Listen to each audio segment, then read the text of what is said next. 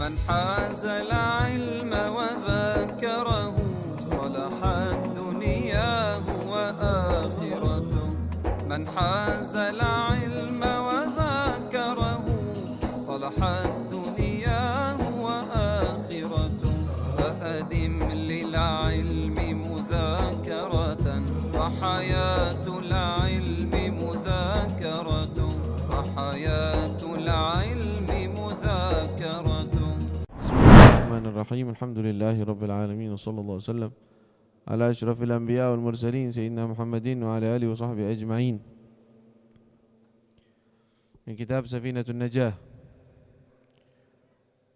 قال المصنف رحمه الله تعالى ودام نفع به وبعلم في الدارين آمين إلى أن قال فصل فروض الوضوء 6. الأول النية، والثاني غسل الوجه، والثالث غسل اليدين مع المرفقين، الرابع مسح الرأس، الخامس غسل الرجلين مع الكعبين، السادس الترتيب. Kita memasuki dalam bahasan kitab Safinatun Najah, furud al-wudu. Furud jam'u fard. Fardun, furud jam'u taksir. Fardu hal yang diwajibkan. Ya, yang diwajibkan artinya bisa disebut juga rukun kadang-kadang. Tapi di sini nyebutnya fard. Yang ta'rifnya fardu itu adalah sesuatu yang mendapatkan pahala ketika dikerjakan dan dosa ketika ditinggal. Baik. Allahumma shalli ala sayyidina Muhammad. Wal wudu al-wudu ismun li ghasli ba'd al-a'dha' ma'khudun min wada'ah wa hiya al-husn wal jamal wa syar'an ismun li ghasli a'dha'in makhsusah bi niyatin makhsusah. Jadi wudu dengan apa? Fathul bi dhammil waw, wudu. Ada lagi bacaan pakainya wawnya itu bi dhamm, itu tadi dhammah. Kalau difathahkan wadu, ya, wadu artinya adalah air wudunya. Airnya yang digunakan untuk berwudu itu wadu, atau bekas air wudu itu juga disebut wadu. Tapi kalau wudu kegiatannya, berwudunya, orang yang melakukan wudu itu namanya wudu, pakai waw, pakainya dhammah. Kalau bahasa Indonesia pakainya u. Kalau yang tadi satunya pakainya a. Taib. Wudu ini memiliki furud. Nah, furudnya ini ada 6.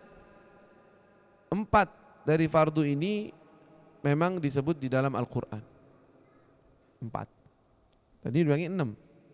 Yang 6, yang 2 lagi tambahan dari ijtihad para ulama. Dengan dalil tentunya. Tapi kalau yang 4 ini dari Al-Quran langsung, nas. Ya, idza qumtum ilas salah, kata Allah dalam Al-Quran, kalau kalian mau melaksanakan salat, faghsilu wujuhakum tuh wajah. Wa aydiyakum ilal marafiqi. Basuhlah tangan kalian sampai ke sikunya. Wamsahu biru'usikum, dan kalian mengusap kepala kalian. Wa arjulakum ilal ka'bain, kemudian kalian membasuh kaki kalian sampai mata kaki. Dah. Itu yang disebutin 4. Terus yang kurang berarti apa? Niat dan tertib. Niat dari mana? Niat karena Rasul sallallahu alaihi wasallam sudah mengatakan innamal a'malu bin niyat wa hadza amal ibadah yahtaju ila niyah. Ya. Yahtaju ila niyah, makanya wajib niat. Kalau enggak ada niat enggak sah. Kenapa? Karena Rasulullah mengatakan tidak ada amalan kecuali dengan niat, makanya harus diniatkan. Nah, yang namanya niat itu kapan? Niat itu waktunya bersamaan dengan awal ibadahnya. Nanti kita bahas itu masalahnya. Kemudian satu lagi dari fardunya tertib, berurutan. Jadi kalau seandainya wudu maunya tangan dulu, habis itu wajah, habis itu usap, nggak bisa, nggak sah. Kenapa? Karena tertib ini wajib hukumnya. Ya, dari mana dalilnya tertib? Ada beberapa hal dengan cara para ulama mengambil kewajiban tertib tersebut. Salah satunya dari lafadz Qur'annya, karena ada masuk famsahu biru'usikum wa arjulakum. Nah, dari situ yufidut tertib. Nanti deh pembahasannya ketika di kelas yang lebih tinggi dibahas detail. Kenapa dalilnya dari situ? Alhasil ada 6. Yang pertama an-niyah. Apa arti niat? Dalam kitab Safinah sendiri bakal disebutin an-niyatu qasdus syai'i muqtarinan bi fi'lihi. Niat itu adalah bertujuan melakukan sesuatu yang berbarengan dengan pekerjaannya. Bertujuan melakukan sesuatu. Saya mau wudu bareng dengan wudunya. Qasdus syai' bertujuan bareng dengan perbuatan. Jadi kalau nanti dia duduk di tempatnya, setengah jam lagi saya mau wudu. Itu namanya apa? Wudu, niat. La. Ada ismuhu al-azm. Itu namanya azm. Azm itu tekad. Adanya tekad untuk melakukan suatu kebaikan. Nah. Jadi an-niyah qasdus syai' muqtarinan bi fi'lihi.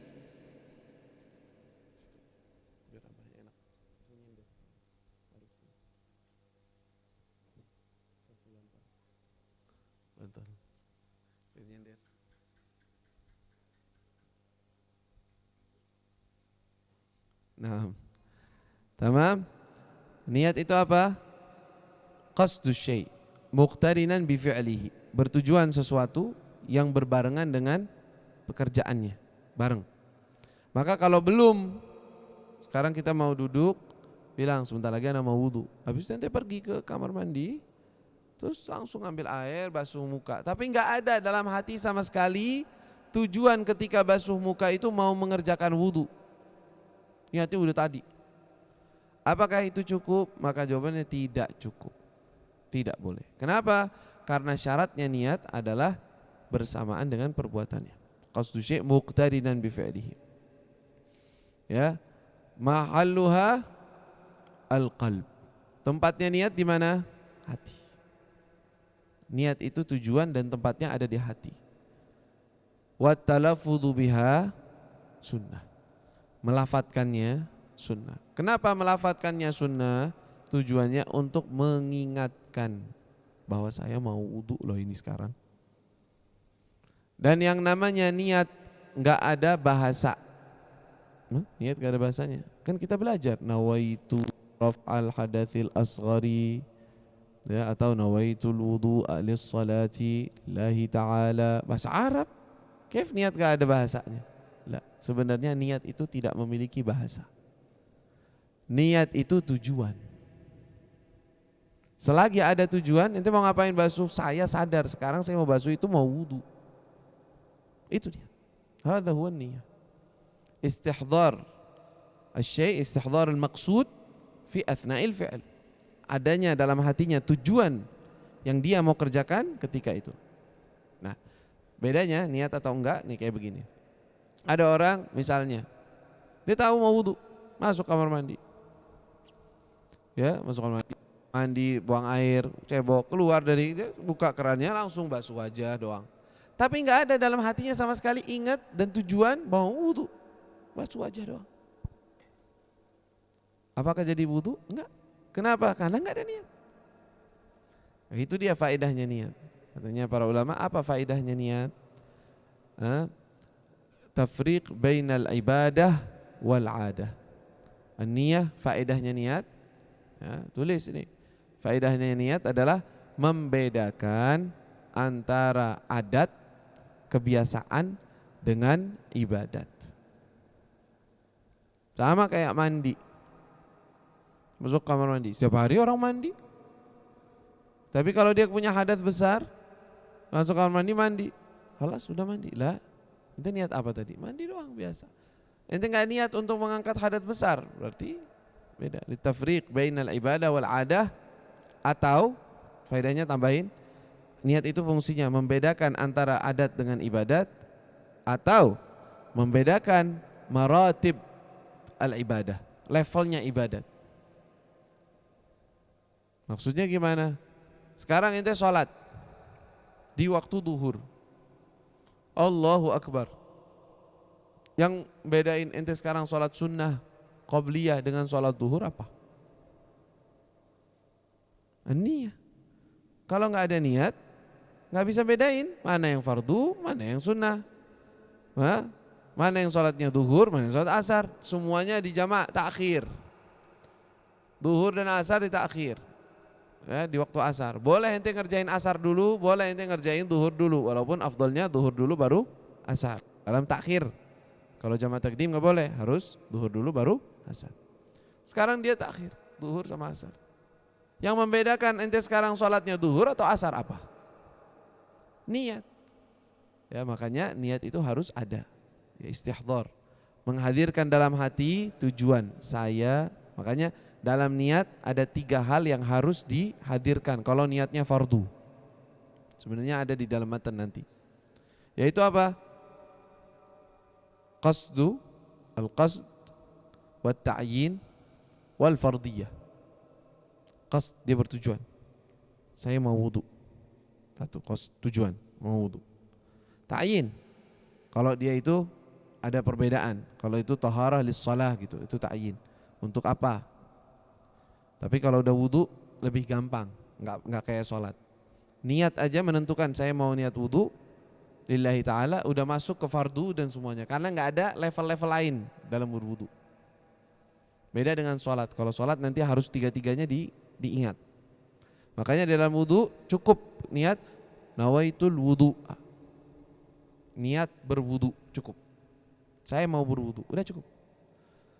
Karena itu orang yang wudu nggak boleh adanya was-was. Kadang-kadang orang yang wudu dia was-was. Was-was gimana? Basuh wajah. Aduh, belum niat kayaknya. Ulang lagi. Aduh, belum. Ente mau ngapain? Niat ngapain ente? Ente mikirin apa? Hah? Udah, ini sekarang mau basuh aja mau ngapain? Tanya diri sendiri. Saya mau wudu. Alah, sudah. Itu niat. Saya berwudu. Makanya kalau repot dengan bahasa Arab, pakai bahasa Indonesia dah. Maksudnya niatnya, tujuannya saya mau berwudu. Ya kalah sudah. Lillahi ta'ala, atau itu tambahan. Atau mengangkat hadas kecil. Boleh. Itu rafal hadatsal asghar. Atau bisa juga dengan niat, itu taharah lis-shalah, niat bersuci. Semua boleh. Kita mau bertujuan bersuci, mau bertujuan ngangkat hadat, mau bertujuan wudu. Semua bisa digunakan. Ya. Allahumma shalli ala sayyidina Muhammad.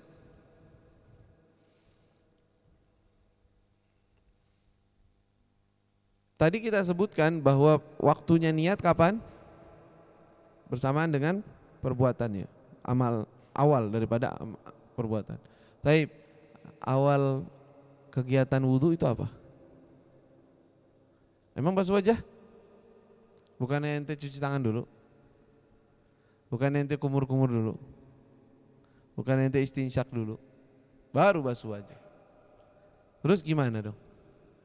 Nah, makanya kalau kita pengen mengerjakan sunnah-sunnah dan itu yang dianjurkan, jangan tinggalin sunnah, maka niatkan di awal wudu, saya mau ngerjain sunnah-sunnah wudu. Nawaitu sunanal wudu. Atau dengan bahasa Indonesia, dengan bahasa apapun, yang penting tujuan dia sekarang mau ngerjain sunnah-sunnah wudu, yaitu apa? Basuh tangan, sikat menggunakan siwak, terus dia cuci tangannya, kemudian kumur-kumur dan istinsyak, ya. Setelah itu niatnya ketika basuh wajah. Kenapa niat wudunya ketika basuh wajah, bukan dari cuci mulut? Cuci mulut belum wudu ente, baru sunnah wudu. Ketika basuh wajah, niatkan sekarang saya mau berwudu atau mengangkat hadas kecil. Itu rafal hadatsil asghar. Dan di awal. Adapun basuhan kedua dan ketiga nggak perlu lagi niat sudah. Halas indarij, karena maksudnya dia adalah basuhan sunnah, bukan basuhan yang wajib. Kata. Maka itu, tetapi ada beberapa ibadah pengecualian yang tidak bisa atau tidak harus bersamaan dengan perbuatannya, seperti salah satunya puasa. Jadi kalau puasa kapan? Puasa niatnya kapan? Dari maghrib, dari malam, dari sahur, pas bareng subuh? Bisa barengin subuh? Tunggu sebentar. Itu Soma Gadin, nggak bisa. Nah, makanya di puasa itu boleh ente niat dari malam cukup. Padahal kan ente masih ngerjain yang batalin puasa. Saya niat puasa besok. Ya kan itu bukan niat kan besok. Harusnya pas lagi puasanya dong. Kapan pas puasa? Pas masuk waktu fajar. Susah. Karena sulitnya hal tersebut, ya dimaafkan, maka dibolehkan tujuannya dari malam. Sudah cukup. Kalau juga ada pengecualian di al-udhiyah, ya, memotong daripada hewan kurban, enggak perlu harus niat di waktunya. Niat sebelumnya aja udah cukup. Ketika disembelih nanti diwakilkan, itu jadi udhiyahnya. Baik. An-niyah.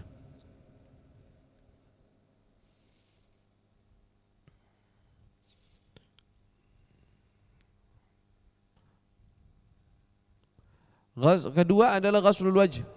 Hal kedua yang wajib bagi orang yang berwudu adalah apa? Membasuh wajah. Al-wajh, kenapa dinamakan wajah?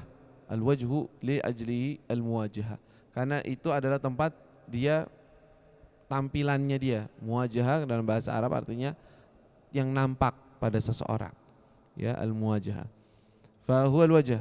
Maka wajah ini dari mana batasannya? Kalau dari memanjang, dari tempat tumbuhnya rambut, ya tempat tumbuhnya rambut normal, kalau normal. Adapun kalau orangnya botak sampai sini, berarti wajahnya gede dong sampai sini. Enggak. Normalnya gimana wajah numbuhnya di sini? Ya udah situ, itu wajahnya dia. Ya enggak tambah panjang.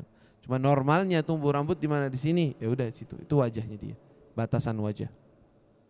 Sampai mana? Sampai dagu. Sampai dagunya dia. Itu adalah batasan wajah. Kalau melebar dari telinga ke telinga, telinganya enggak masuk. Telinga itu masuk dari wajah atau enggak? Kalau masuk dari wajah berarti harus dibasuh ketika wudu. Kalau tidak masuk dari wajah berarti tidak wajib. Itu artinya. Dan yang mu'tamad tidak wajib. Berarti wajah itu dari telinga ke telinga, telinganya enggak. Sesan telinganya aja. Jadi apa tuh yang kecil di sini nih? Anak telinganya yang kecil sampai ke sininya. Nah, semua itu yang di dalamnya harus dibasuh, ya.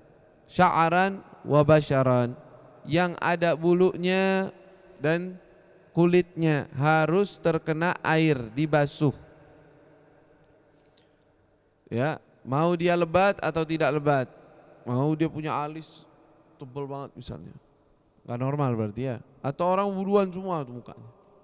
Ada sebagian orang. Ya, wajib dibasuh semuanya, serambut-rambutnya sama kulitnya, kecuali ya al-katha atau al-lahyah al-kathifah, jenggot wal aridan, ya, jambangnya yang lebat, maka tidak wajib dibasuh kecuali zahirnya aja, bagian luarnya aja. Dalamnya, bagian dalamnya enggak wajib dibasuh kalau di dalam berwudu. Ini pembahasan di wudu. Kalau mandi lain lagi nanti ceritanya, mandi wajib. Di wudu hanya wajib dibasuh bagian luarnya. Tapi kalau enggak, saya mau basuh sampai dalam-dalamnya, lahyahnya, jenggotnya, silakan. Nah, sekarang tahunya jenggot itu lebat atau tidak dari mana? Kata siapa? Kategorinya gimana? Jenggot lebat itu kategorinya kalau jarak orang, jarak normal ngobrol kisaran 1 meter atau 1,5 meter. Biasanya kan jarak normal orang ngobrol. Kalau terlalu mepet 1,5 meter itu enggak jarak normal itu. Itu lagi mepet-mepetan namanya. Tapi biasanya normal orang ngobrol 1 meter atau 1,5 meter. Terlihat gak bagian kulit dalamnya? Bagian dalamnya ini kelihatan gak? Kelihatan, berarti jenggotnya gak lebat. Berarti apa? Kalau jenggotnya tidak lebat, harus dibasuh zahir dan batinnya. Apa zahir batin? Maksudnya luar dan bagian kulit-kulitnya harus kena air. Tapi kalau jenggot tersebut lebat, dari dekat, dari waktu jarak kita ngobrol nggak kelihatan kulitnya dalamnya, nggak kelihatan. Maka jenggotnya lebat. Dia cukup membasuh bagian luar. Bagian luarnya dibasuh, udah cukup. Tapi nanti ada sunnahnya. Sunnahnya itu adalah takhlil lihya. Ambil air sedikit tambahan dimasukkan ke bagian lihyanya, mau dari atas atau dari bawah. Afdalnya dari bawah. Begitu. Nanti itu ada tafsirnya dalam Sunan Al-Wudu. Tentunya dalam kitab Nailur Raja ada nama-nama dari setiap bulu-bulu di sini. Ini namanya apa? Ada namanya Hajibain, Al-Ghamam, Al-Khaddan, As-Sibalan, wahakadha. Lo ism, ini kumis yang di sini bulunya, bulu yang tumbuh di sini. Itu ada namanya semua. Ya.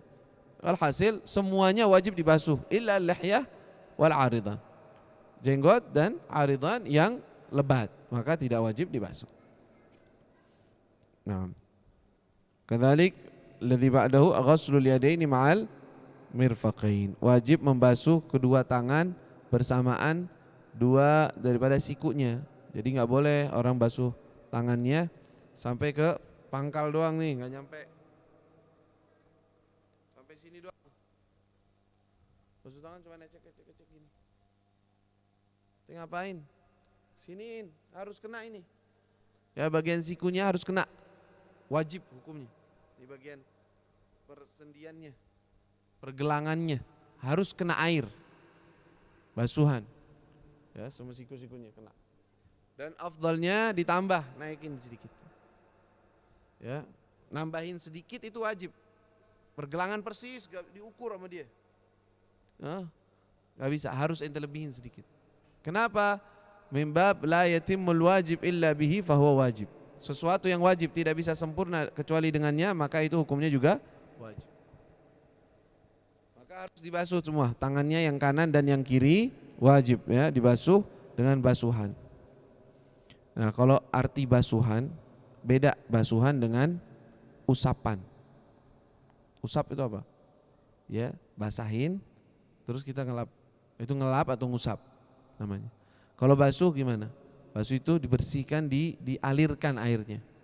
Entah itu pakai siraman atau pakai tangan kita. Jadi kita ngambil air dialirkan. Enggak boleh dia megang air gini kecek habis itu dibasahin. Kenapa ente ngirit air? Enggak sah wudunya. Ente ngelap itu namanya, bukan basuh. Harus basuh, disiram. Ya. Tapi juga jangan terlalu berlebihan. Jangan berlebihan, jangan israf. Tapi itu wajib begitu. Begitu juga tangan harus dibasuh. Jadi alirkan airnya ke seluruh tangan kanan dan tangan kirinya dan semua sya'aran wa basyaran. Tahta dhuhur nih kadang-kadang di bawah kuku. Maksudnya bekerja ya, tanah atau apa. Nah, ini harus dibersihkan biar tidak menghalangi air masuk ke situ karena semua ini wajib dibasuh. Begitu juga kadang ada apa? Sesuatu yang menutupi kayak perempuan pakai kayak kutek gitu. Ya, kayak cat yang ditaruh di kukunya. Nah, itu menghalangi. Nah, dia wudu dengan keadaan seperti itu enggak sah wudunya. Kan kuku enggak berasa apa-apaan, bukan kulit ya, harus kena air. Ya, begitu. Jadi harus waspada dalam hal semacam itu. Begitu juga apa? Seperti hal-hal yang menghalanginya yang nanti akan dibahas sebenarnya dalam bab syurutul wudu. Seperti cat, ya, cat tip X itu menghalangi. Tapi kalau tinta tidak menghalangi. Tinta selagi sudah nggak keluar lagi. Kalau disiram air dia udah biru, nggak ada apa, nggak ada, udah tinggal sisanya doang, sisa warna. Maka itu tidak menghalangi dalam wudu. Lanjut, wudunya sah. Ya. Begitu juga. Selanjutnya adalah mashur ra'si. Sebagian kitab mengatakan mashu syai'in minar ra's, mengusap sebagian dari kepala. Harus mengusap. Yang wajib berapa? Yang wajib kalau kena rambut doang boleh, mau kena kulitnya kepala juga boleh. Berapa banyak? Berapa lebarnya? Walaupun satu helai rambut. Cukup. Tapi jangan kayak gitu. Itu begitu prakteknya. Kenapa? Ngaji Safina udah pinter. Namanya pinter keblinger. Itu bukan kayak gitu. Siapa yang ngajarin teh wudu kayak gitu? Kan sah. Ente nggak baca kitab, masya Allah. Sombong lagi, udah males sombong. Lah, itu ente biar tahu doang, wajibnya itu. Tapi buat amal, kerjakan yang paling sempurna. Ya, mazhab Imam Malik mengatakan seluruh kepala ente harus usap. Maka khuruj minal khilaf sunnah. Wa kadzalika hadza fi'l Nabi sallallahu alaihi wasallam. Kan yaf'al dzalika.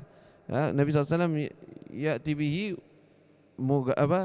mudbiran wa mugbilan. Artinya di ke depan dan ke belakangin lagi. Seluruh kepalanya diusap dengan air. Itu sunnah. Dan setiap usapan itu mendapatkan cahaya nur ya, daripada usapan tersebut. Maka jangan tinggalkan itu, walaupun yang wajib satu helai doang. Ya begitu. Jadi mengusap daripada kepala wajib. Dan ini sallallahu alaihi Muhammad wa ala wasallam. Walaupun dengan tanpa tangan kita. Jadi habis usap, ada air tuh, tetes. Ada tetesan air dari atas, bekas hujan misalnya. Sambil wudu, netes kepalanya. Ya udah deh, kalas. Nggak usap kepala lagi. Bisa nggak? Bisa. Selagi sudah waktunya dan air sudah datang ke kepalanya bisa. Tapi jangan kayak gitu. Ini cuma ngomongin bisa aja, jangan dipraktekin. Ya, begitu. Nah, walaupun di masalah itu ada khilaf antara Ibnu Hajar dan Ramli. Imam Ibnu Hajar walaupun nggak bertujuan, yang penting ada basah masuk ke kepalanya dia cukup. Imam Ramli bilang nggak bisa, harus bertujuan. Kalau bertujuan lah oke, nggak apa-apa, dapat basuhan kepala. Wallahu taala alam. Cukup dulu sampai situ. Insyaallah.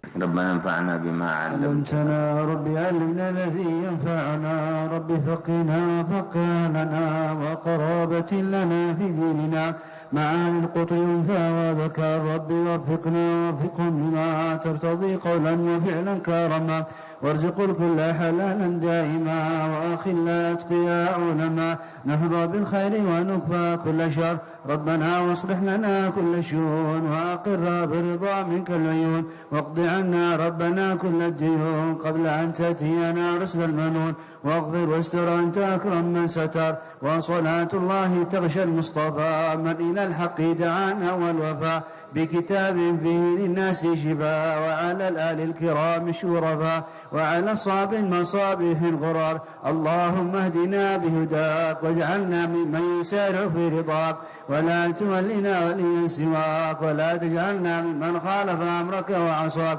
وحسبنا الله ونعم الوكيل ولا حول ولا قوة إلا بالله العلي العظيم وصلى الله على سيدنا محمد وآله وصحبه وسلم